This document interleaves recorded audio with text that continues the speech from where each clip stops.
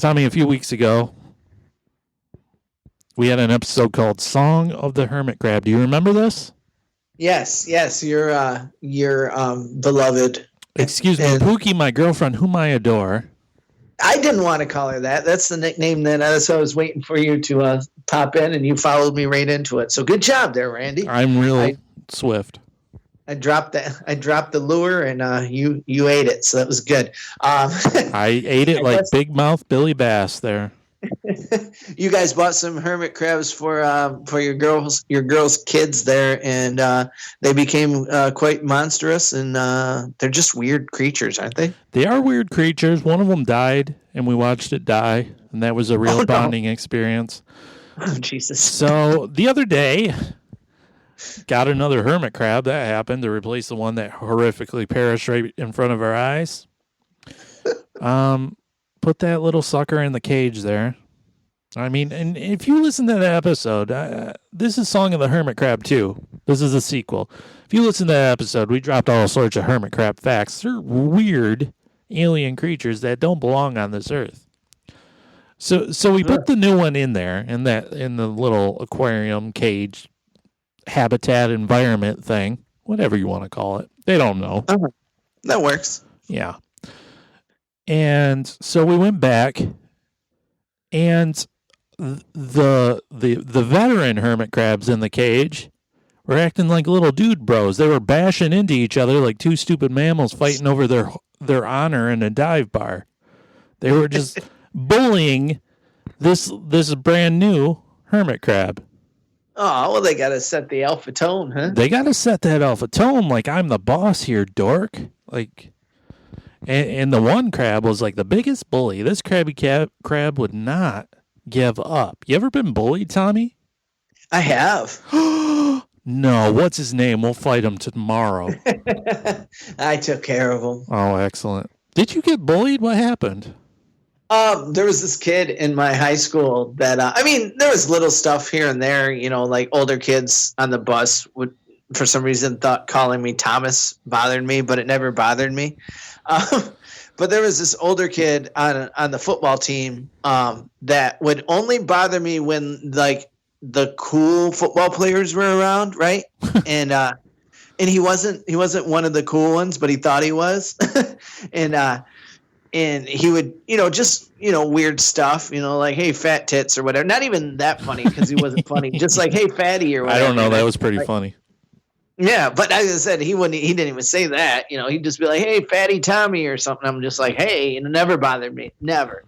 And I remember one day in the locker room, he was like going and going and going and would not shut up, and nothing was bothering. And it wasn't even getting the guy's attention because it was just lame stuff. But he was just trying so hard. And he turned around and he had a boil on the size of God, it was bigger than $50 on the back of his neck. And I just said, I shouldn't say his name, but I said, so-and-so, why don't you pop that fucking nasty-ass boil on your neck and then come back and talk to me? And the whole fucking locker room just exploded in laughter and pointing and laughing at him.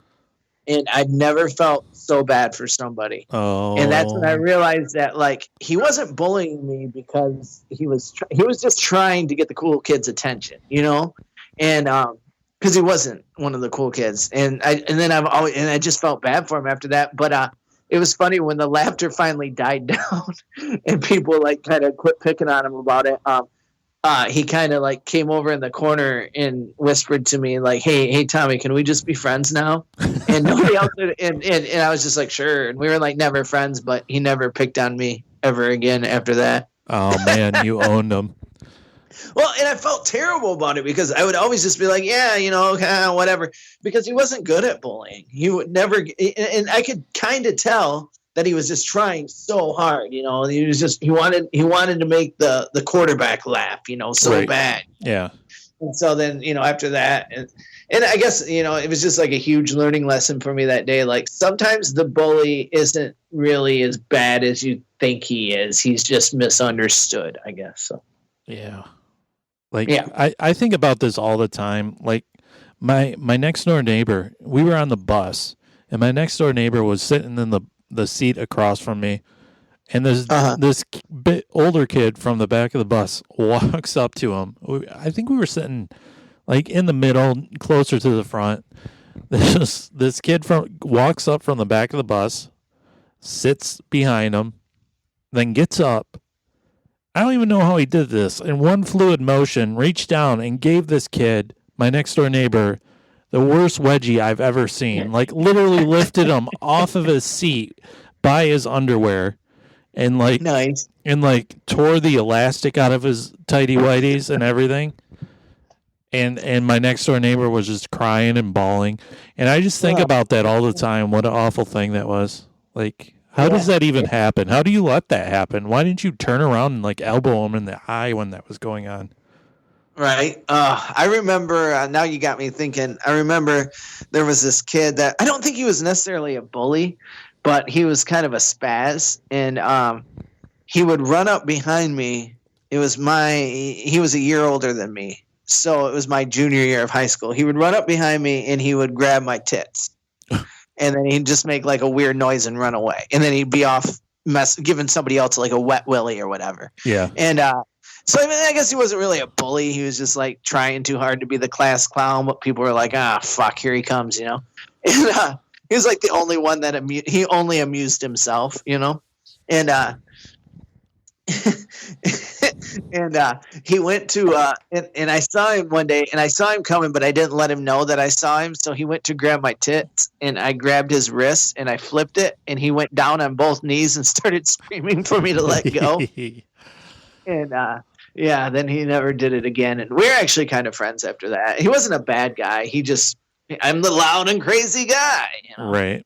The only time I can really think of, I was in 9th or 10th grade, and the running back of the football team was sitting behind me in health class, and we were kind of friends. Like, we never hung out or anything, but we were, he was one of the cool kids. I was like, I don't know, an in-between kid. But it was a Monday, and I had a sunburn on my neck because I was golfing all weekend. And so, for whatever reason, he thought it was, even though we were kind of friends, he thought it would be cool to smack me on the back of the neck on my sunburn. Right. So he did it once, and oh, that's funny. Then he did it again. I'm like, okay. Then he did it a third time, and I'm like, you need to stop that. And then he did it a fourth time, and he was calling a huge audience. And I'm like, why is the teacher not doing anything, Because everybody's like... the running back. Yeah, exactly. So he did it one more time, and I grabbed my health book, and I said, if he does it one more time, I'm going to smack him in the face with this health book, because that's the only way I'm going to win. Because at the time, I was 6'3" and 130 pounds. I was like a walking stick bug. There was no way. But I was just going to bash him in the face with the book. And he didn't, thank God, because I probably would have been arrested or something. But that's awesome. No, me and my brother would bully each other, but that's just like, brotherly thing. I remember we were both we were both fat kids. Me definitely fatter than him, but he got fat and skinny at times too. And our big thing was we would call each other porker. And I still think that's one of the best insults to call like a fat kid is porker. I don't know why, but it makes me laugh. And I always have this like dream of one day getting porker tattooed across my stomach in Old English. I will fund that project. If you want to get it done, I will fund that. Oh, I will. I will. If you want to pay for it, I'm all in. Nice. All these animals, though, always worried about territory and respect. My God. Like, everybody in the animal kingdom are like old white men and manifest destiny. Like, this is all my territory. I plant my flag. It's a weird thing. Everybody's got to be the alpha, right? Yeah, man, I don't get it. I mean, I've never been. I wouldn't say I'm a beta by any means, but I'm definitely not an alpha. Alphas make me laugh. There's just something about them that I get a really big kick out of. You know what I mean? Yeah, because they're worried about everything at all times. They're like, did that dude look at me wrong? I got to defend my honor. I'm like, dude, you don't have any honor. Your name is Chet, and you love UFC, and you're chugging a Red Bull right now. There's nothing about you that's honorable. You live in a apartment behind a laundromat in a bowling alley. You're fine, Kevin. Yeah. Yes. It's going to be all right, Kelvin. Yeah, they're definitely compensating, right? Like the alpha bully is definitely like making up for something lost. Yeah. I mean, these hermit crabs, they make up for something lost. So here's something that I read. Here's some more hermit crab facts for you. Hermit crabs like shells that have been previously occupied. Ew. They don't like to build your own, huh? They want the used, huh? Listen to this bullshit. When crabs die, they release a distinct pheromone. This alerts other crabs that a shell is about to be vacant. All local hermit crabs will pick up on this scent. This is fucking weird and creepy, isn't it? Greedy, opportunistic looters. You just waiting around for that will to be read, right? Can you imagine if you're like, when you're like 85 and you're sitting in your house and you feel like you're getting ready to pass and you just open up all your windows and start like farting and burping as much as you could? Yeah, and you open your windows and there's like 85 crabs all lined up at your door. You're like, what is going on? The interested crabs will then line up, largest to smallest. They take it in turns, trying the shell on for size. Wow, this is sophisticated. Right? I didn't realize that they had this much of a thought process. Well, I told you already, they're pretty fancy. They strut around. They're very vain. They're like, what do you think of this shell? Does this shell make my pinchers look fat? Is this so last year or what? Does this shell look like, is this shell flooding on me? Like... Right, they're like Sir Lancelot, Sir Crab-a-Lot. What can we call them? I mean, it needs to be a reality show. America's Next Top Crab. I'd watch them walk the runway all day long. Not all shell negotiations are this amiable. Hermit crabs can come in conflict over shells. If one hermit crab conveys the shelter of another, it may challenge it. This is a natural part of hermit crab society. Wow. How about that hermit crab society? So maybe they were protecting, maybe they were like showing that new guy, like, don't even come after our shells. Maybe that was it. Like, this is my shell, you stay in that shell, bitch. It probably was. Yeah, marking their territory and their shell. Yeah, maybe so. Hermit crabs are nocturnal, so they can avoid the heat and light of the sun. They only need a tiny bit of illumination to see. Anything more hurts their eyes. If they get uncomfortable, hermit crabs sever their eye sockets. Holy fuck. Wow, they're like, just don't need these anymore. Fuck these eyes. I mean, I don't know if uncomfortable is the right word for it. I think it's like if they become painfully wretched out, like I'd rather be dead right now than feel this fucking light. Turn it off, Randy. These hermit crabs are a Shakespeare play come to life. So do you guys keep them mainly in the dark then? Well, we just read this. Like, you guys have a bunch of blind hermit crabs. I mean, I can see their little eye stalks. I don't know what's going on there. Maybe that's why the crabs were bumping into the new one. I'm just going to see. Out of the way, Joshua. Yeah, what the fuck's in my way? Can't you see I was blinded by the light? Oh, got it. Wrapped up like a deuce. Yeah. Here's the final line in this article about hermit crabs. Never disturb hermit crabs during the day. Oh, and you guys probably do that a lot, huh? Doesn't that sound nefarious? Like, what the fuck happens if you do? Doesn't that sound nefarious? Oh my Never God. disturb hermit crabs during the day. Have you guys been doing that then? Oh, yeah, constantly. They're going to come back and hunt and kill you guys in your sleep. Yeah, we're going to wake up and they're going to be trying to cut our eyes out of our heads. Because that's what they do. They have little pinchers, don't they? Oh, they got little pinchers indeed, yeah. Oh, God, it sounds like that's a terrible pet to have. Or highly interesting. Well, that too, but I mean, keep it in your house, all right? Oh, fine. Whatever. By the way, Tommy, I hope you convey your shell hard because I am out to get it, okay? Because I smell the stench of death upon you, and I am coming for your home. Oh my God, let me knock on wood over here. Jesus, get that gypsy curse away from me. Yeah, well, the same holds true. Never disturb Randy during the day. I'm a night owl, sir. Drop that beat, D-boy. Put it in, put it in, put it in. We're drinking summer shandy on Thursday. We so motherfucking out here, though. We never been this out here. Woo! So strange when it's changing the sleep.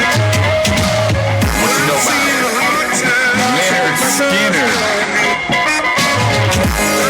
The whacker the intro, the hotter the verse every time, baby.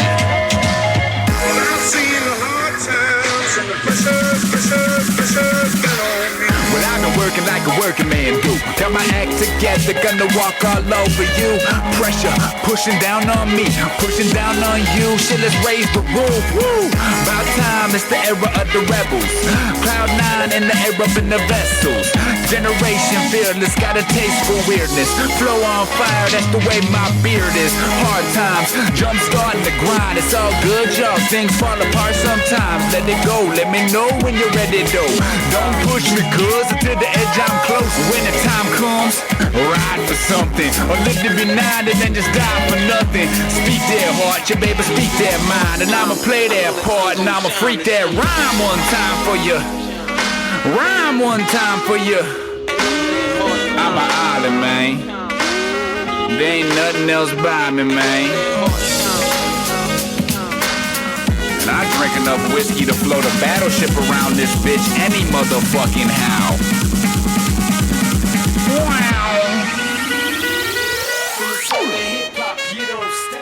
Welcome to the Miserable Retail Slave Show. We're coming to you from the Pod Shack outside beautiful Flint, Michigan, USA. My name is Randy, and with me is Tommy. Hello, sir. Hey. Hey. Hello, hey. sir. Hello, sir. I gave you the designation of sir on this very great night, huh?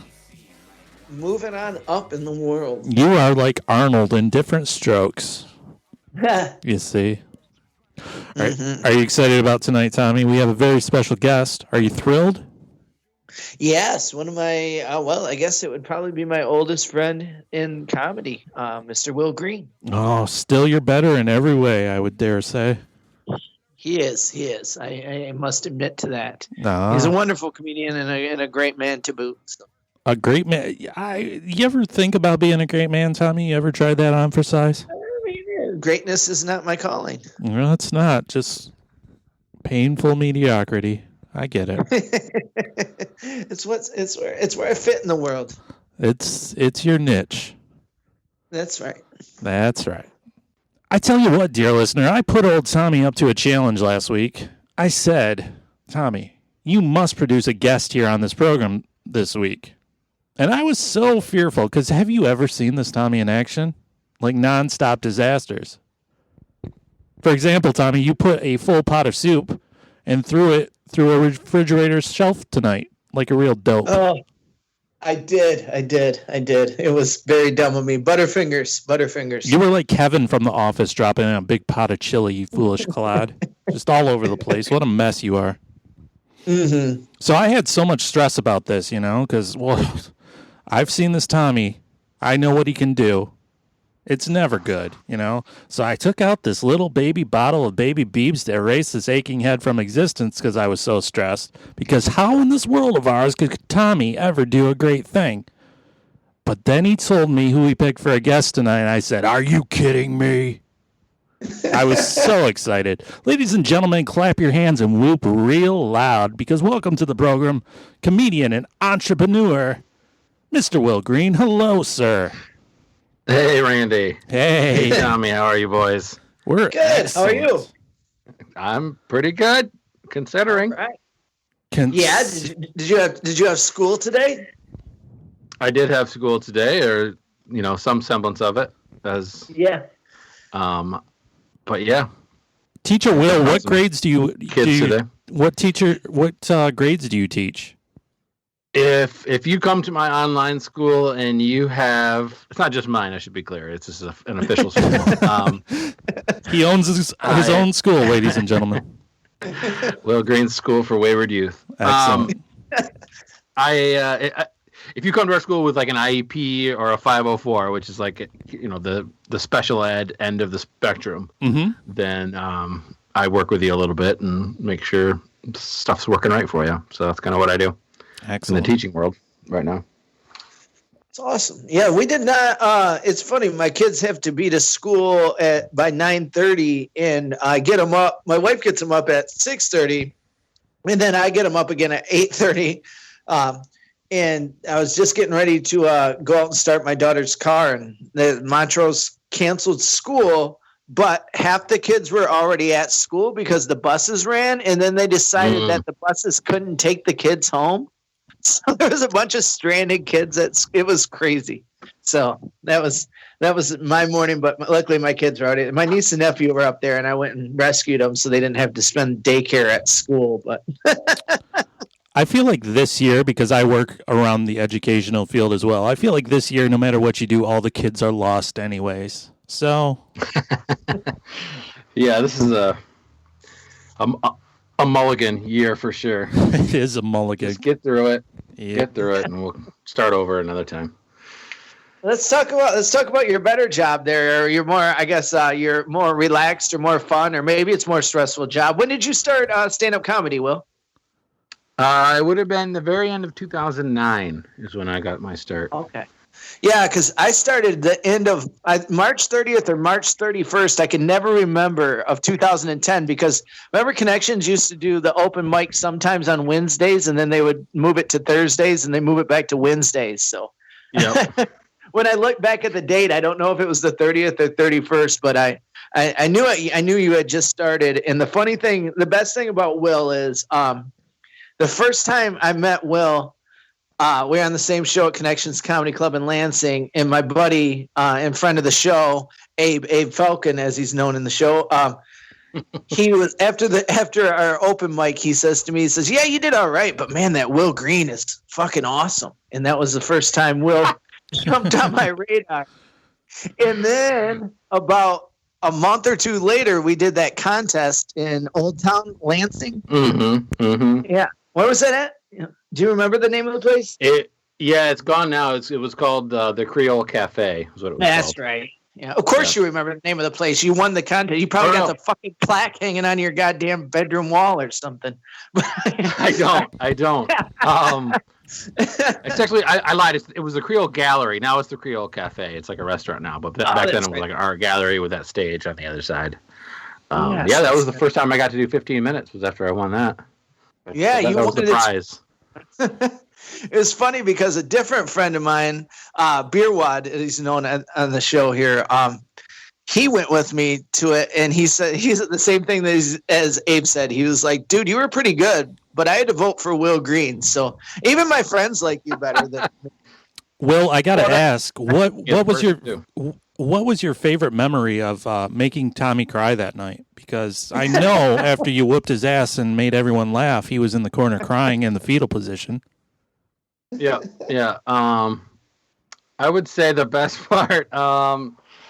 No, Tommy was great too, but it was I don't know. That was like, well, I mean, like I said, I had like 3 weeks on him at that point. So in hindsight, we all sucked at that point. But very much so. But out of the people who sucked, I had a good couple nights. Shortly after that, you moved to Maine. Was it your wife? Was she in grad school out there? Is that why you went out there? Yep. She got into grad school out there, and then the end of that month we left. It was like that winter. Did you ever see Stephen King in Maine? I never did, and I never went to his house either. That's a common thing. You go up to Bangor and just kind of look at his house. It's got like cobweb gates and absolutely weird like gargoyles and stuff. But no, I never did the drive-by. I wouldn't want to go to his house. That would freak me out. Dude's got a screw loose. All the stuff he comes up with. It's true. It's funny, Will, that you said Bangor, because I always just figured it was Banger. But I guess people in Maine probably are like, no, it's not. Yeah, they hit that G. Yeah, Bangor. Get your mind out of the gutter, Tommy. Jeez. Right. So, what made you get started in stand up, Will? What was your four-way into that? Four-way? I don't know. I was gonna roll past it, but you're right. What the fuck does that mean? Go take a shit or something, Randy. I can't. I gotta monitor you because you got your mind in the gutter. You skip right from a menage straight to a four-way, and I don't know what's going on anymore. How'd you get into stand up, Will? It was just one of those things I'd always wanted to do. My dad liked stand up, so I listened to some of that when I was a kid. He had like a set of George Carlin CDs floating around the house that he got at one point, and there was a Bill Cosby album floating around the house, and then he took me to see Stephen Wright. Actually, speak of the devil, Stephen Wright, a different famous Stephen from New England. And that was cool. That was like 7th grade. So I saw that and then just kind of just finally decided I want to do it and set a date to do it. And my wife, then girlfriend, kind of gave me the nudge too and said, you should do it. And that was it. Started at Club Bart, by the way. Club Bart was my first. I was going to ask you. Okay, I did one show at Club Bart, and then they shut it down quickly after. So I think they seen Will, and they were like, "That's awesome." Then they see me, and they're like, "That's enough." There's no future in comedy. That was a rough show to do. That was dude. That was a hard you're like behind the bar and bartender. Like the stage was, so they're like serving drinks at your feet. Mm-hmm. Wow. It was just tucked in the corner, and you were like up high, like she was literally at your feet, serving, scooping ice, and then there was a bar of people in front of you, and then people behind that. Yeah, it was a tough spot to do, but how do you guys? How do you guys deal with that when there's so many distractions? Like sometimes it can't be helped, but I mean, occasionally there's hecklers, but outside of that, when it's a club that serves like dinner and booze, and there's waitresses patrolling about, how do you deal with that? Does it ever affect your performance? Do you ever be like, ooh, shiny thing, and get off track a little bit? I kind of tend to just kind of roll through it. A lot of the times I think some of the stuff that we're sensitive to up there, people in this audience aren't as aware of, because we're up there being hyper aware of like what every person in the room is doing. Right. So a lot of the time, it's just wise to just kind of keep chugging and it'll calm down, or if people are paying their bills or talking to their waitress, like they don't mean it, so you just kind of keep rolling. And sometimes it actually hurts to stop and address stuff like that because nobody else noticed it, so that's, I think that's and the only thing that I would say, and on that too, is I read somewhere or somebody had told me at one point, because anything I do in comedy, I didn't come up with on my own. I've had to been taught.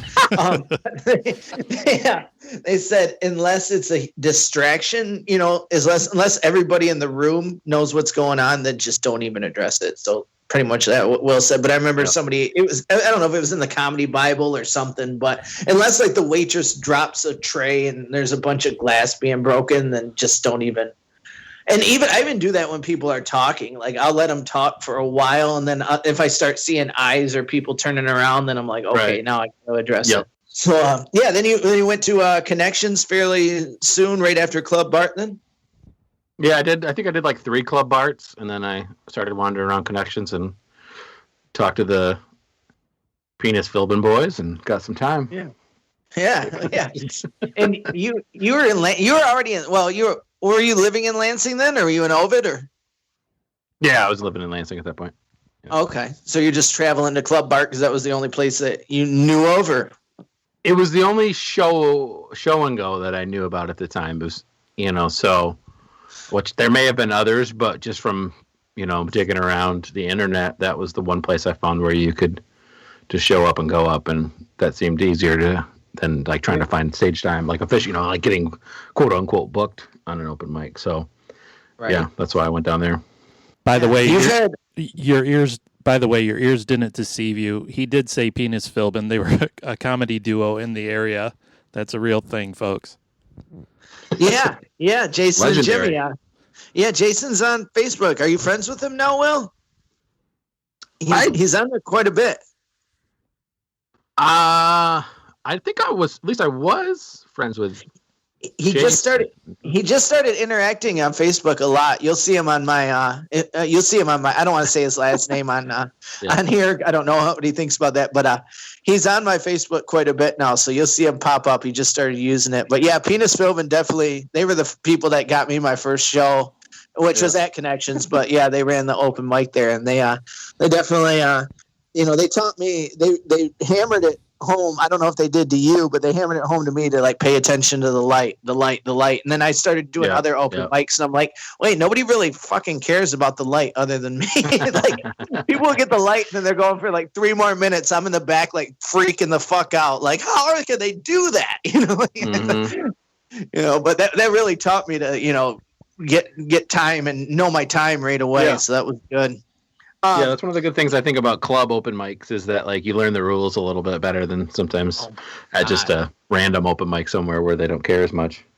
Yeah, absolutely. My cousin Billy just started a few months ago in Florida, and they're still like open. He's going like twice a week to a club down there on Wednesdays and Sundays. They have 2 open mics, and God, he's pretty smart, but he's learning. So he's sending me all these things, and I'm just like, Jesus Christ, this is stuff I didn't think of to like 3 or 4 years in. But that's probably more on me. You guys probably had it figured out within like 6 months. But you've been getting a lot of success lately too. You started headlining right before the pandemic, and then you did something that I was very I don't want to say jealous of because I was very happy for you, but you were supposed to be featuring for Jeff Dye at Mark Ridley's. Yeah, I just got my first Comedy Castle spot. That would have been in this last December was when it was going to be. So, yeah, that sucked because that and like he booked so far out that I had that date for like a year and a half. Right, and it was like looking forward to it, and like all the other sets I did was like had that in mind. Trying to get the set I would want to do there figured out, and then. That was that. Yeah, that was my birthday weekend. I remember thinking, I'm going to go down and see Will and Jeff Dye, but damn. That would have been great. Yeah, damn it. Yeah, but you still got the, tell us about the Bangos, your food truck.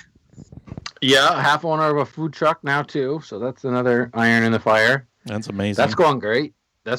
Though. Things have been solid. It was a good time, I think, to open a outdoor food establishment. What kind of food? Mostly breakfast sandwiches. That's the best. Focus.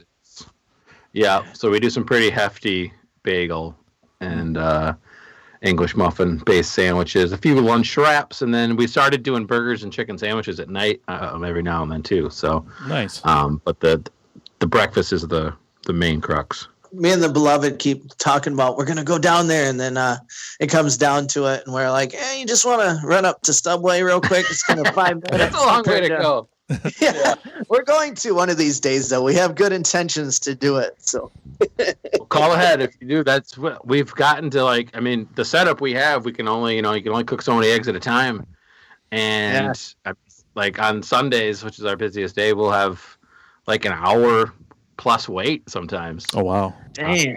They call in orders and stack them up, which is just nuts. I wouldn't wait an hour and a half for a breakfast sandwich. Well, I'm glad that's not your marketing, your advertising skills. Like, don't wait. It's not worth it. Sometimes I'm like, it's going to be an hour, and they're like, all right. I'm like, you sure? Like, really? Like, I'm not lying. That's funny. Did you create the Bang Bang sauce, or was that your partner's stuff? That was my partner. Yeah, I don't have any kitchen cooking experience at all. His dad owned a restaurant when he was a kid, so he's only ever worked in restaurants. So that was kind of a concoction he whipped up from past experience that he'd put together. But that's been a hit. It goes good with eggs. turns out. What is the bang bang sauce? Can you describe it?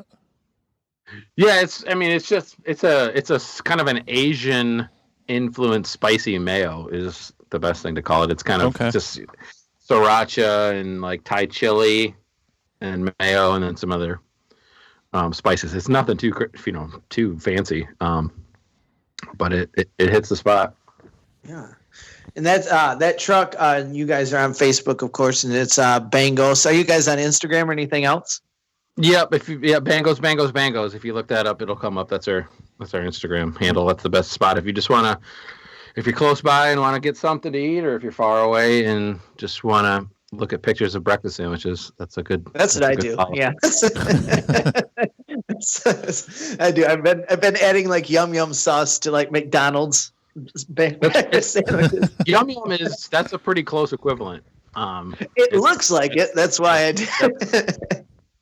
Yeah, it's not too far off yum sauce. Yeah. Forget Pornhub. Tommy's all about Foodhub. Just show him pictures of those tasty sandwiches. He's in. Especially when it's bang bang sauce. Right? Damn. That's wink. Do you have any comedy dates coming up, Will? I know you've been pretty, like me, like kind of hesitant and stuff. But.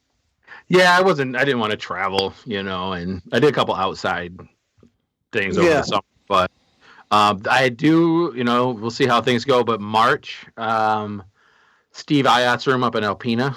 That's the one date I have right now. Okay. And I honestly have some friends who live up there, some of my best college friends. Otherwise, I don't know if I would have taken it, I just don't know the point right now. I know. I think I told you that I took a couple dates in Wisconsin at the end of March, and I'm just like, God, why did I do it? But it's a club that I really love, and it's this is the second time they asked me, and I was really hoping I would get the vaccine by then, but it's not looking. I don't know, because they say it's supposed to be like 2 weeks after the vaccine that you're, in the clear or whatever, as good as you're going to be. So I'm like, damn, I don't know. But I have my second round coming up here the first week or second week of February. Nice. Well, there you go. Because I'm on the teacher list, so I was in the second round there. So. Nice. I just found out that I'm on the teacher list. I'm on like the sub. They approve sub teachers. Yeah, EduStaff is a company I work for. They're out of Grand Rapids, but they're statewide. Mm-hmm. They sent me the thing, and I tried to. And Genesee County, where I live, is so backed up that they're not even taking appointments right now. I'm like, oh, fuck me. Okay, all right. Still, hopefully you'll get it sooner than others, though. God, I hope so. Beat out some of those old folks. Fuck them. They lived a good life. Tommy's got to do comedy. Yes. Well, now the thing is, they're saying that the likelihood is that you still can get the virus and you can still pass the virus. You just won't know it. And I'm like, that's been my fear the whole time. Is that if I get the virus, I want to know it at least a little bit so I know to quarantine. Yeah. So now I'm gonna be running around. We're gonna have people that are vaccinated running around having the virus and not knowing it, and that I think to me that's scarier. I don't know. Maybe I'm in the minority. Oh, Tommy, you can use that. You can market that. You can call yourself carbon monoxide, the silent killer. That's for your next album title. Yeah. So I don't know, because I was like, yeah, I can get the vaccine and then I can go do comedy and I'll still wear my mask. But now it's like, man, those people in the front row, I just hope they have their vaccine too, I know. I don't know. This quarantine when you get home, I guess. Yeah, that's I guess I'm hearing that some of the pharmacies are going to start doing a lot of testing. So hopefully we get on that. But we need to get on something more fun than the this is my fault. I brought it up. It's hard not to, I know. Yeah, I know. It's all I fucking think about. Randy, you had a couple questions about one of Will's famous bits that he's been known for in the past couple years. I didn't know I had those. All right. Oh, you absolutely do. You know you do. You know what the one I'm going to single out, because everybody does. And when Tommy told me about your bit about Alan Jackson's Chattahoochee, I was like, oh, that song. Because I think this is a perfect representation of a country song. Like, it's so perfect of a country song that it's almost a parody of a country song. It's Yeah. Oh, yeah. Yes. Listening back, from now back, I would totally agree with that. Yes. yeah, it's just a song about honks and beer and having a great old time and women and talking about hoochie coochies as you do. Yep.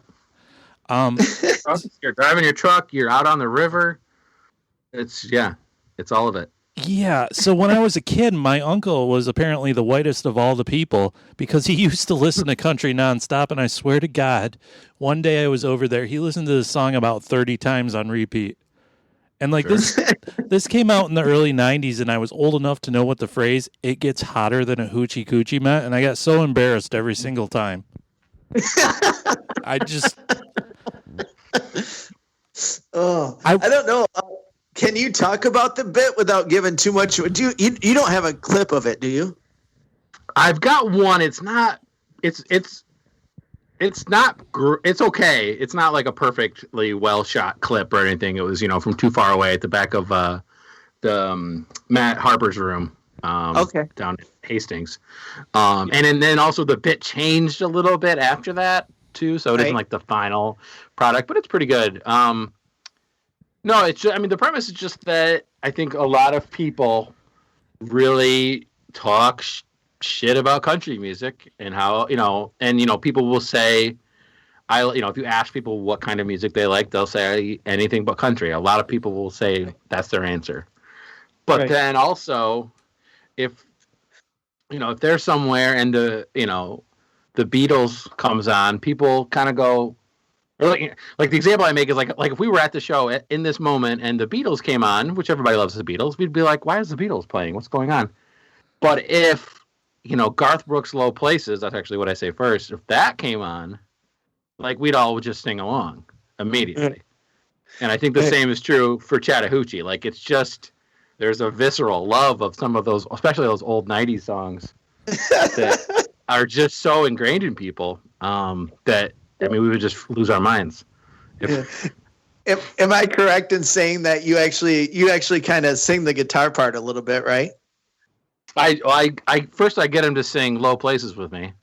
Oh, right. And then I do the, like if all of a sudden we heard just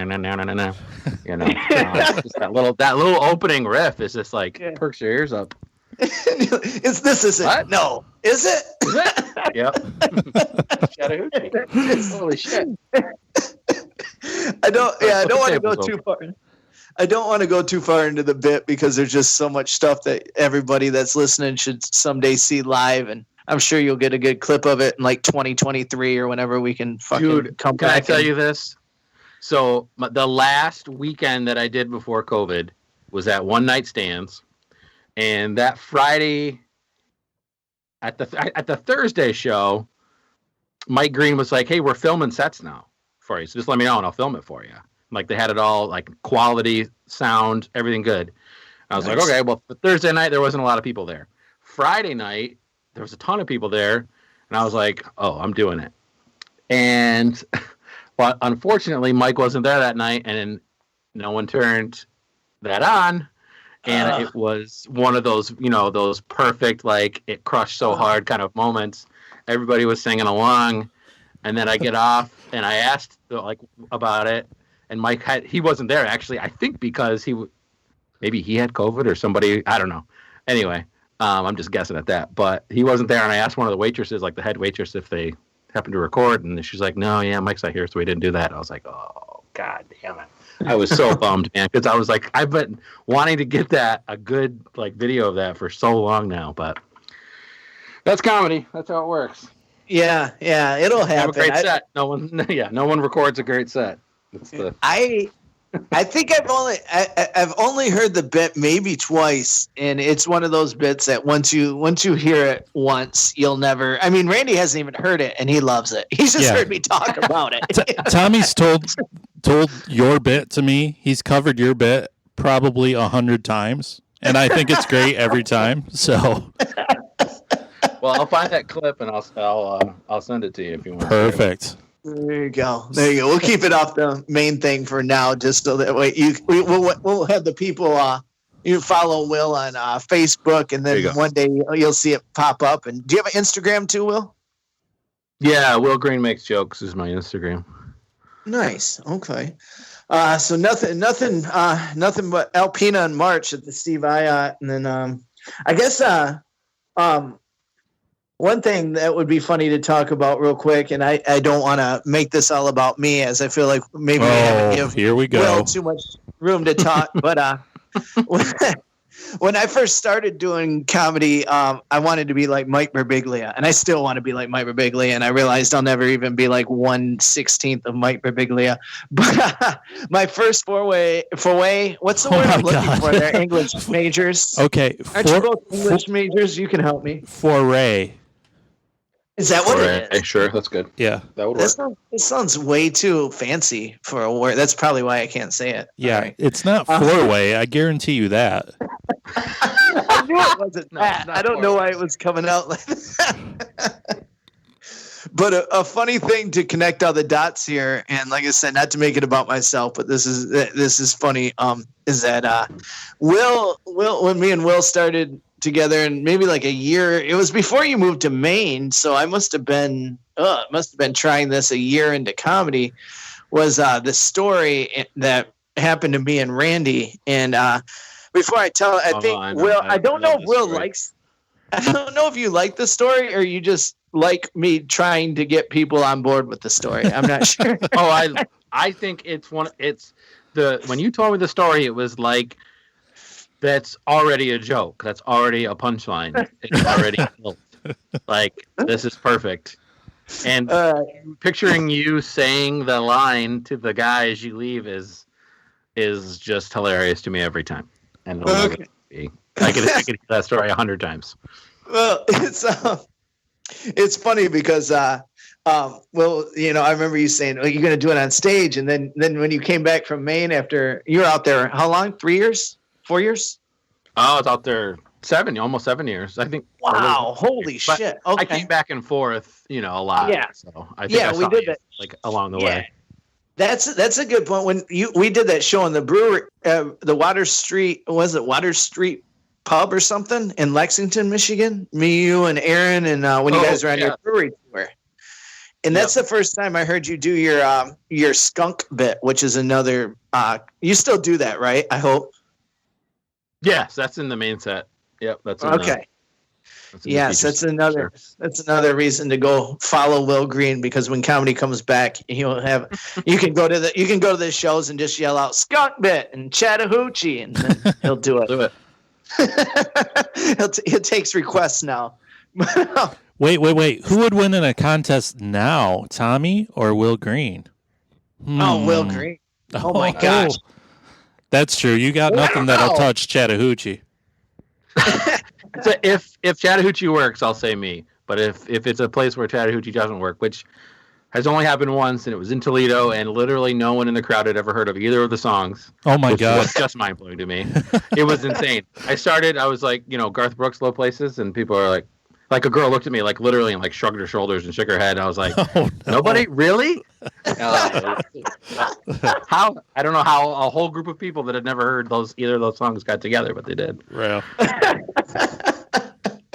Oh no, Will take me every time. He's just so I don't know, Will. You just got this so relaxed. On stage, I feel like I always got to get all hyped up and I got to yell at the audience, and it's part of my personality too. But you just go out there and you use your middle finger and your pointer finger as a skunk's ass, and it's one of the funniest things I've ever seen in my life when you're telling that bit. So, but this story that I want to tell, like I said, I'm only telling it because Will is the only fan that I know of this story. Because when I tell it on stage, I get more groans than I've ever gotten laughs. So it's like one of those things where it's like I know it could be funny, and I don't know if it just grosses people out. But Randy is the main friend in the story. I don't know if you knew that, Will, but yeah, but I've seen you do this on stage, and like the people are with you. I think it's one of those stories that they're with, even though they don't laugh at it. I think they're still with it most of the time.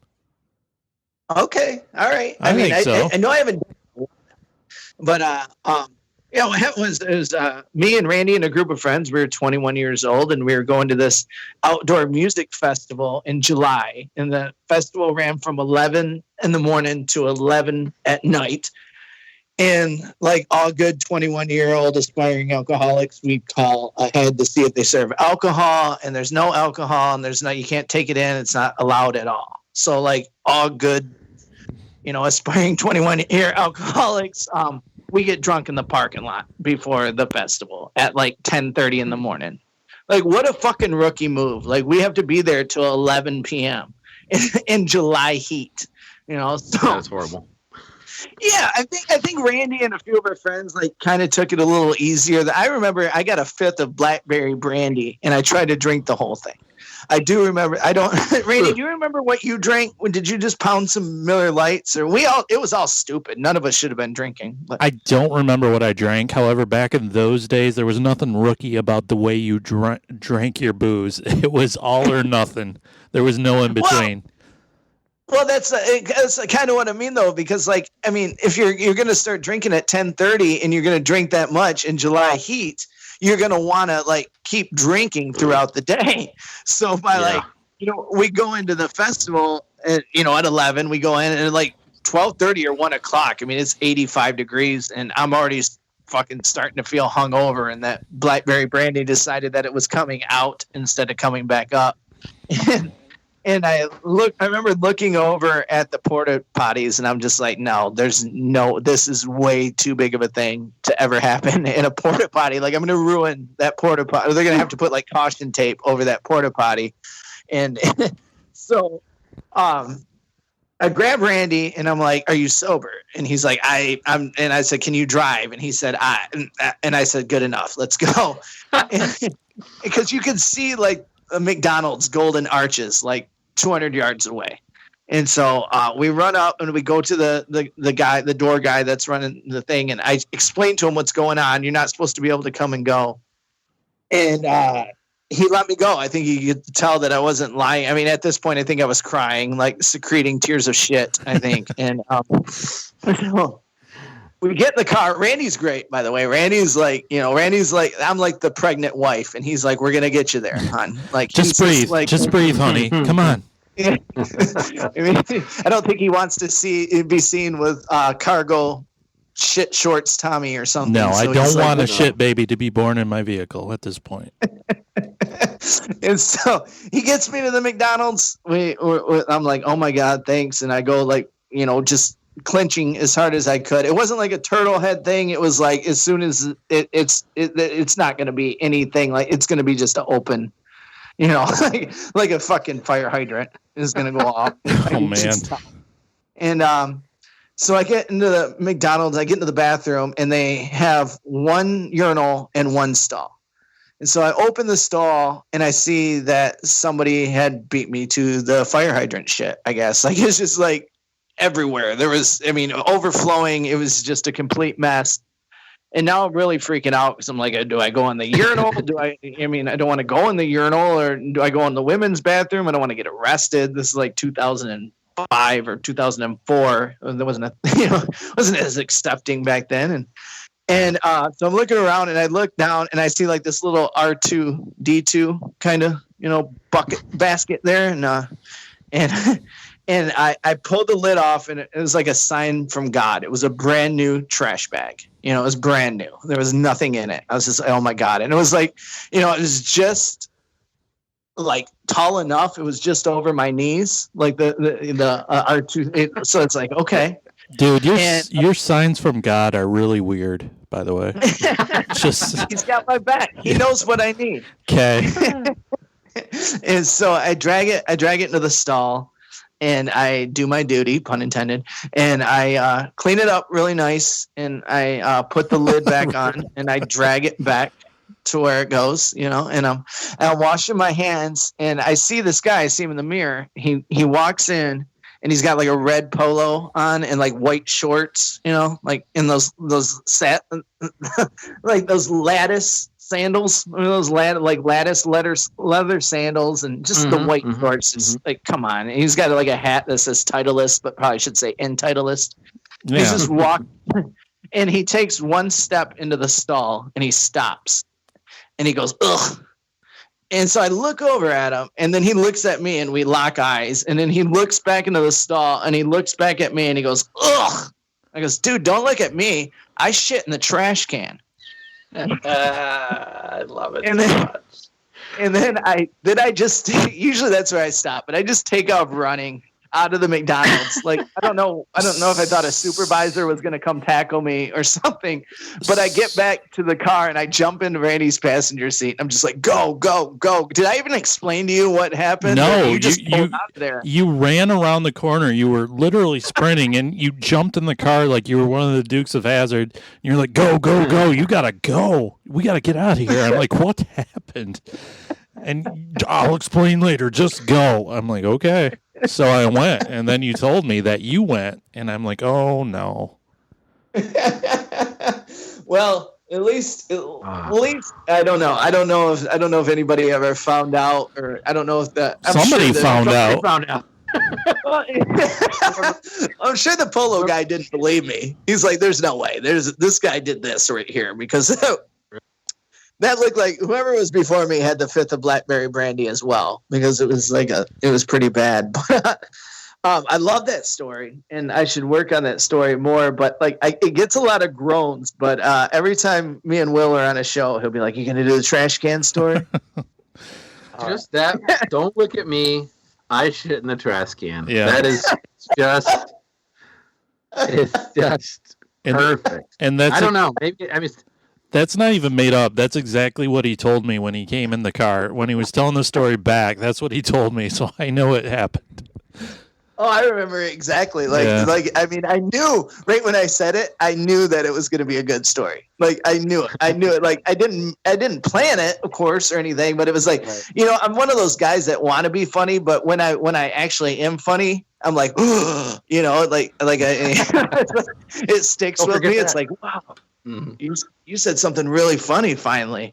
So the untold part of that story is we were at the same music festival the year before, and Tommy was equally as drunk, and he did a lot of dumb things. Like, and I didn't know Tommy that well then.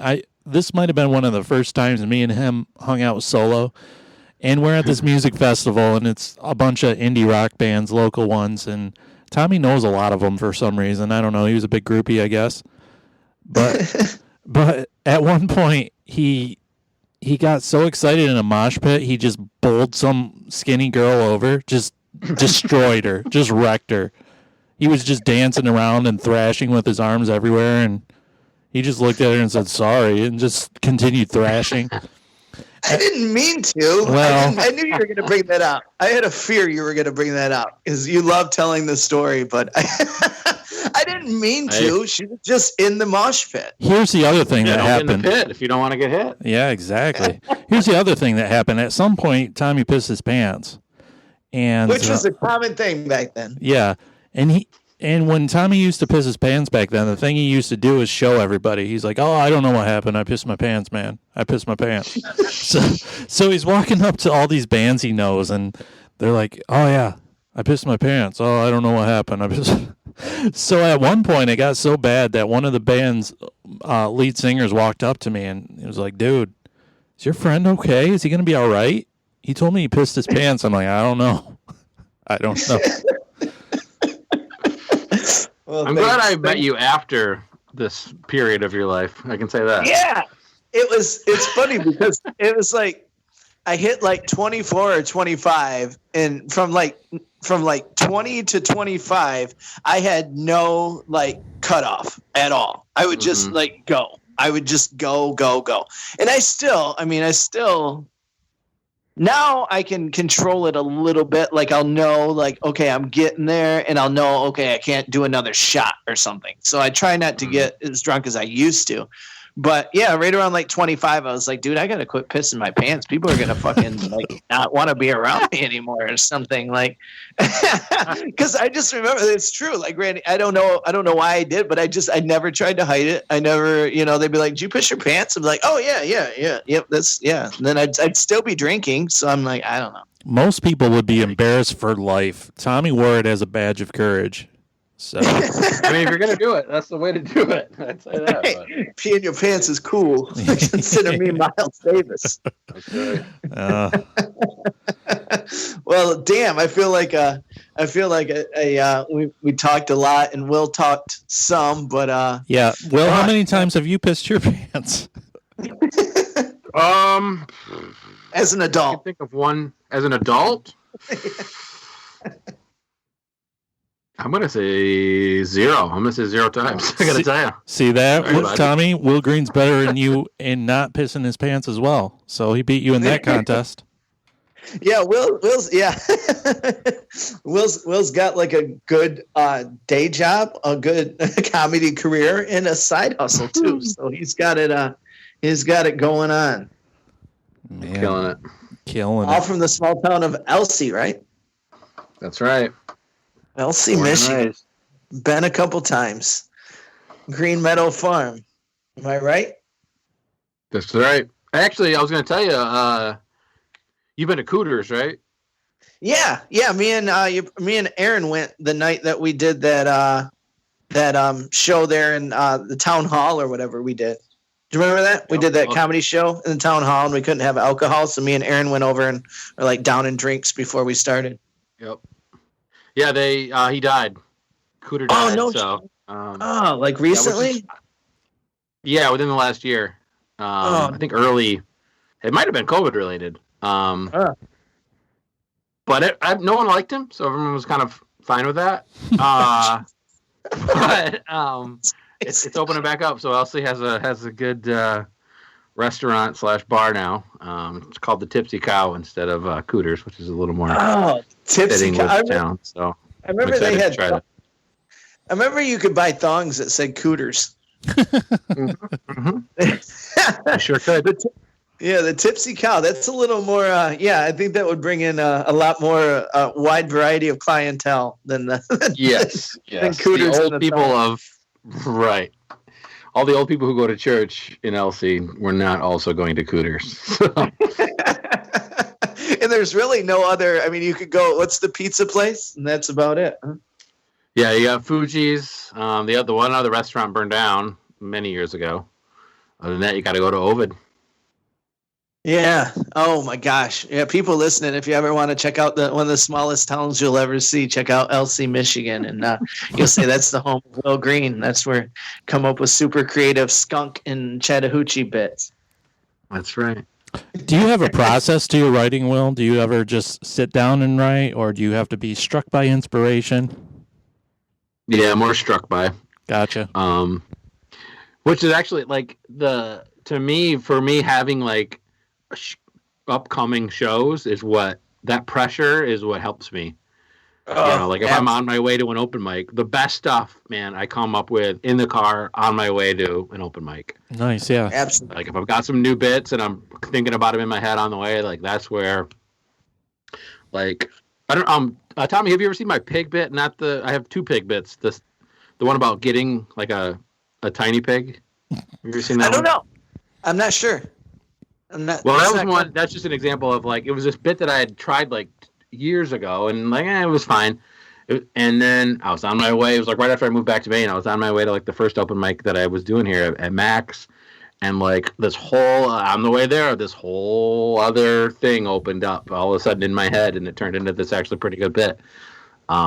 But yeah, the only time I sit down and write is like if I haven't thought of anything in a while, what I'll do is I'll go back at like old stuff and like write it out word for word like I say it now, just to kind of get the juices flowing a little bit. But other than that, yeah, nice. I have to be inspired. Do you have who's your favorite comedian? Do you have one, or do you not?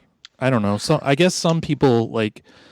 I don't know. Some, like writers, for example, don't read other people's work because they don't want to inadvertently steal ideas, I guess. But do you have a favorite comedian or somebody that inspires you? I would say he was already brought up, but Mike Birbiglia is the person that he's amazing. Like, when I watch him, I'm like, wow, it's just that makes me want to be better and like do more, kind of ambitious sets and ambitious jokes and structure things better. And Yeah, for sure. Whenever I like one of his specials comes out, I always watch it. I'm like, damn, all right. I know, man. His latest special. You're a way better Mike Birbiglia impersonator than I am, by the way, Will. So, but on his last one, I can't remember what it was called right now, but The it's new on ones? Netflix. That's what it's called. The new one. Yeah. I can't remember what his new one is called, Yeah. but yeah. I'm reading the book right now because he made a book of it too, and it's basic. Nice. It's like some of the bits, but he expanded upon them. They're basically like journal entries or something, but they're also written by Mike Birbiglia, so they're pretty awesome. So it's Like good stuff. my secret public journal, like that was a book and a special. But yeah, in that new one, he has the best premise ever, and he really doesn't even go anywhere with it because you don't have to. But he just says, "Me and my wife hate going to parties, but we love driving away from parties." Right. And God, I don't know if I've ever laughed so hard in my goddamn life. And that's just like the thing is like what Will was saying. It's just like, wow, you watching Mike, you're just like, oh God, how is he so funny, but he's just so effortless. And I really do see that a lot in you, Will. You get up there and you have no tricks about you. I got to yell at the audience. I'm yelling at myself. I'm a Miller Lite or something, you know. I got all these fucking tricks that I hate, and Will just gets up there and he's like, "Hey, this is my two fingers, and I'm gonna make him into a skunk's ass, and this is how he talks on stage. Just talks like this." And there's there's no kinnison about it. You know, he's not screaming at anybody, so it's really fun to watch. Tommy turned me on to my girlfriend's boyfriend, and that really changed the way I looked at doing things, like even this podcast, like. Just the fact that he has basically one story about getting in a car accident, and within that framework is all these bits and jokes and stories, and it's all in this perfect little frame, and I just love that. I've watched that so many times. That was special for me too. Yeah. Yep. Do you have a? Oh, go ahead. No, yeah, like just the way, like like you said, it's that one story, and like he veers off, and all of a sudden he's done like 15 minutes about kissing, and his first kiss and all that stuff, and then he takes all of a sudden he's so subtly he brings you back to the main storyline, and you're like, oh my god, I totally forgot that we're telling that, like it's just the way he kind of leads you around through that one story. It's just that, for me, it was like, how do I tie stuff together like that? How do I make people? And it is one story too. It's like one story, and not all of it's funny. Like he takes some time to be like serious and let drama fit in, and then throws in a one-liner, and then goes right into a bit. It's amazing. Yep. Do you have a favorite Birbiglia bit, Will? I don't know. It's hard because, like, they're also intertwined. Right. Right. I'd say the scrambler from My Girlfriend's Boyfriend is pretty great. Yes. That whole story is just perfect. Yes. And like that little running around in circle motion that he does is just kills me. Like he doesn't have to say anything, just the way he's circling around. Yes. That gets me.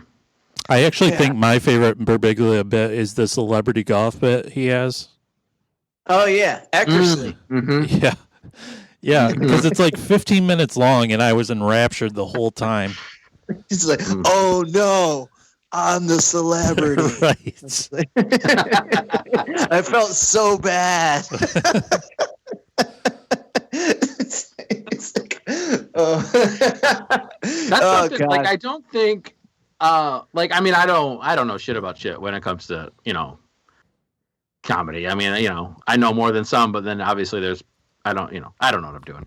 But I do think people make the mistake of like, you don't have to be funny all the time. You just have to be interesting. Yes. And I think that's what he nails is like, I'm going to tell this interesting story and it's going to make you laugh a lot, versus just trying to get laughs, which is, I don't know. That feels like a low bar to me, and that's not as interesting to me. No, I'm right with you. I'm right with you. I think that's why I'm a huge fan of Birbiglia too. I think he nailed it. Like he says all these, it's kind of long-winded, but it's always like, it always makes you like, I'm always like cocking my head and nodding when I'm listening to Mike Birbiglia. I'm like, and then and then it hits you out of nowhere. I think it's in his book, My Girlfriend's Boyfriend, but I don't think he talks about it on stage at all. But he talks about, he's talking about the first time he did comedy, he went to this bar and he did 7 minutes. And he's like, okay, that went okay, whatever. And he got off stage and the manager pulled him back in the office and was like, that was really good.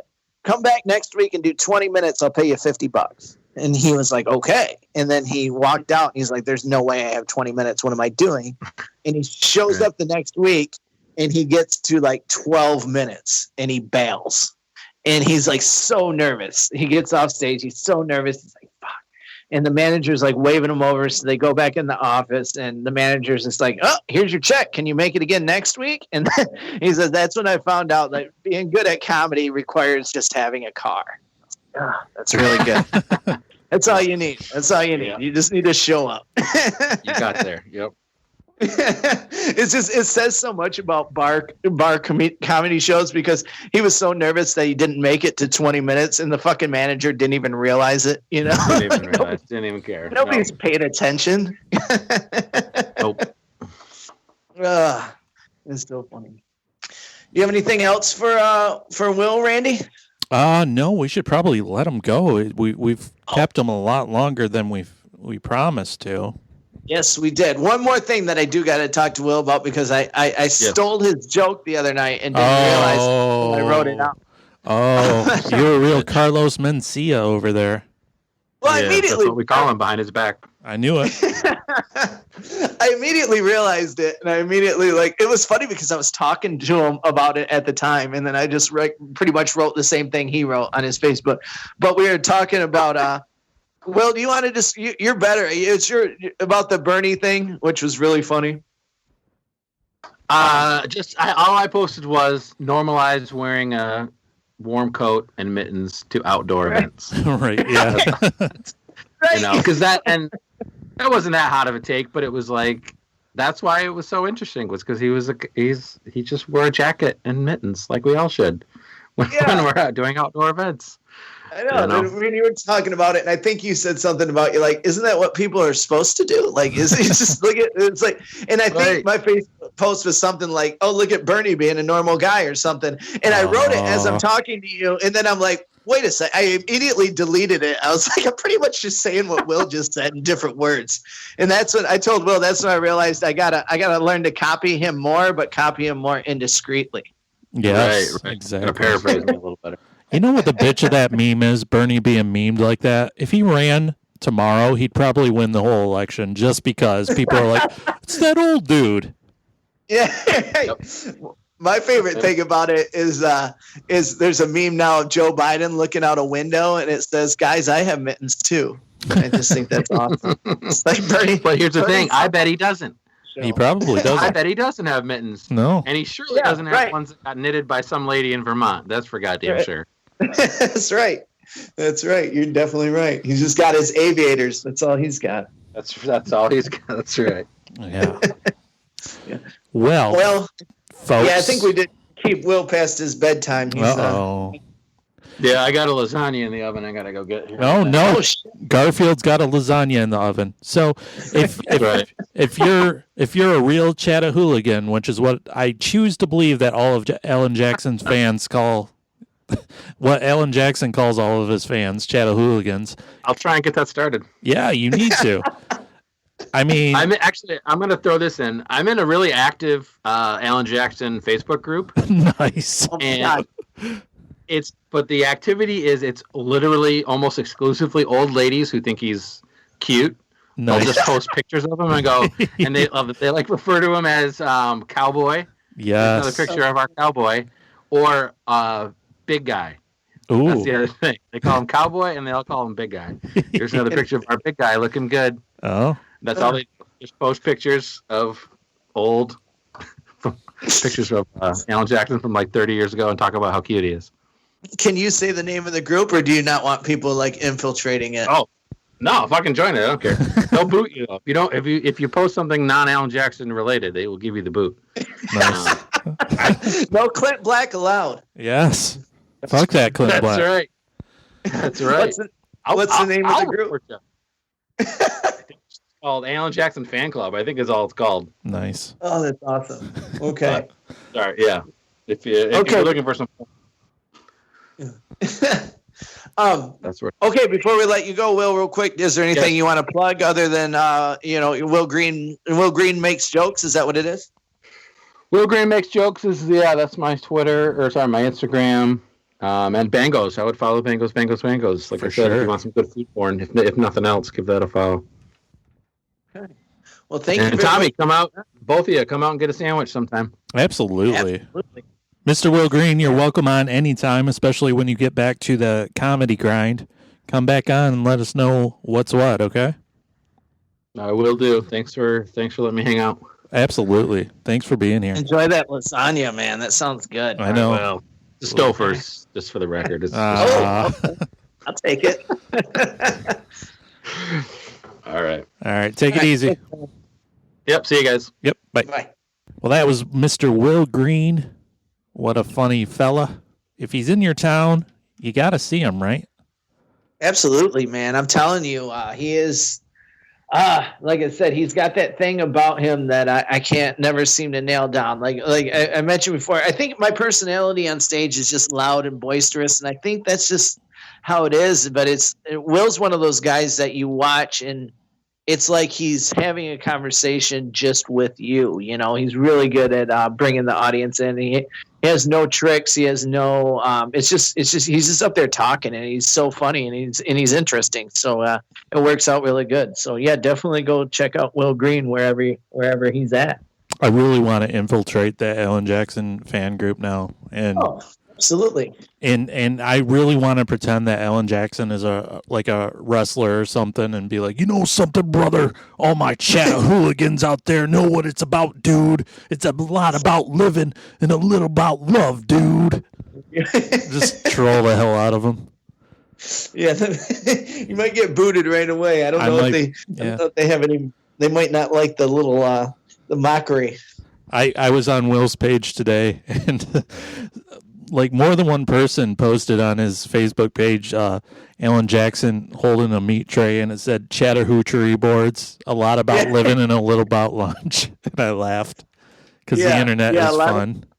A lot about living and a little about lunch. It's funny because in Michigan comedy groups and through like some of our friends that are comedians, Will's kind of like known as now as like the country comedian, the comedian that likes country. Yeah. But since I like country, and me and Will, we're always like messaging, like country out. Like he sent me a voice clip the other day. They were playing Merle Haggard on the radio down by where he lives, and you just don't hear that anymore. So we kind of go back and forth on that, and it's just funny because whenever something country or any comedian can bring up country, they'll tag Will and or me, or he'll eventually end up tagging me and bringing me into it, and it's just a lot of fun because most comedians are.